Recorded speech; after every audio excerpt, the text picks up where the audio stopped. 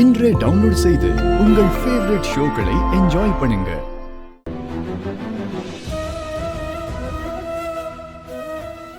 லக்ஷ்மி, என்ன யோசிக்கிற?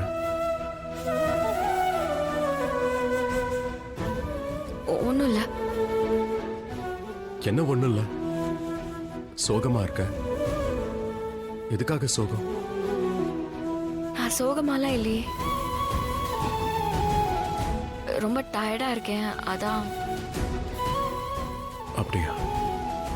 சரி, உனக்கு இந்த இந்த பல்விந்தரை பத்தி டென்ஷனா இருந்தா அதை விட்டுடு. என்ன அது விக்ராந்த் அவனை நல்லா கவனிச்சு அனுப்பிட்டான்ல, அவன் அதுக்கே ஓடிட்டான். அதுக்கும் மேல நான் வேற அவனை கவனிச்சு அனுப்பியிருக்கேன். அப்படின்னா அது நீயும் விக்ராந்தும் எங்க போயிருந்தீங்களோ ரெஸ்டாரண்ட்டுக்கு, அங்க நானும் வந்திருந்தேன். அது ஆக்சுவலி எனக்கு என்ன தோணுச்சுன்னா, ஏன்னு தெரியல, எனக்கு அங்க வரணும்னு தோணுச்சு. ஏன்னா நீ அங்க தனியா போயிருந்தல்ல. அதோட விக்ராந்த உனக்கு அந்த அளவுக்கு தெரியும் தெரியாது. ஐ மீன், விக்ராந்த் நல்ல பையன்தான், ரொம்ப நல்ல பையன்தான். ஆனா எனக்கு அங்க இருக்கணும்னு ஃபீல் ஆச்சு. அதுக்காக தான் நான் அங்க உன்னை பார்க்க வந்தேன். ஆமா, நான் வந்திருந்தேன். என்ன, உங்க 2 பேருக்கு முன்னாடி நான் வரல, பட் அங்கதான் இருந்தேன். ஆனா இங்க ஒரு விஷயம் ரொம்ப தெளிவாயிடுச்சு. விக்ராந்த் ரொம்ப நல்லவன், ரொம்ப நல்ல பையன். உன்னை அவன் பல்வேந்தர் கிட்ட இருந்து நல்லபடியா காப்பாத்தினான்.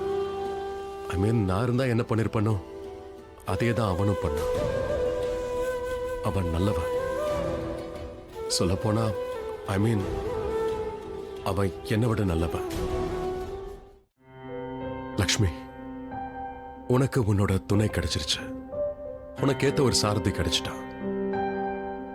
உன்னை அவன் டிசர்வ் பண்றான். அதே மாதிரி நீயும் டிசர்வ் பண்ற. விக்ராந்த் ரொம்ப நல்ல பையன். உன் அப்பாவும் இந்த மாதிரி பையனை தான் எதிர்பார்த்தாரு. உனக்கு துணைவனாவும் சாரதியாவும் இருக்கான், 2ஆவும் இருப்பான்.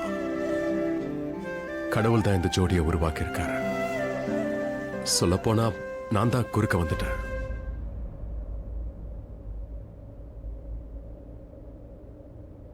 உனக்கு விக்ராந்த் பிடிச்சிருக்குல்ல?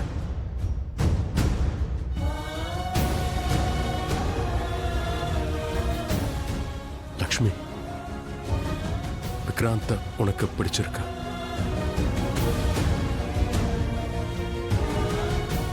உனக்கு அவனை பிடிக்கலையா? அவன் ரொம்ப நல்லவன், உன்னை எப்பவும் சந்தோஷமா வச்சுப்பான்.